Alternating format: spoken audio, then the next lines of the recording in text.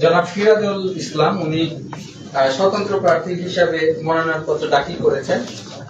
আমরা দলীয় প্রচারণের ভিত্তিতে ওনার যে 1% সমর্থকের তালিকা দিয়েছেন সেখান থেকে 10 জন ভোটারের ক্রম নির্বাচন করা হয়। সেই ক্রমগুলো ছিল যথাক্রমে 2062, 2559, 2533, 2801, 712, 3633, 2665, 1453, 2283, 3326।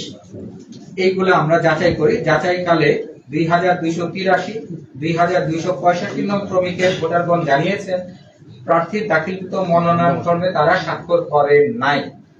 তাছাড়া 2062, 2559, 2801 নং ক্রমিকের ভোটারগণ উল্লেখিত ঠিকানায় খুঁজে পাওয়া যায় না এবং 2533 নং ক্রমিকের ভোটার বিগত 5 বছর যাবৎ এলাকায় আসে না মর্মে সরজমিন তদন্তে স্থানীয়রা তদন্ত কর্মকর্তাকে অবহিত করেছেন।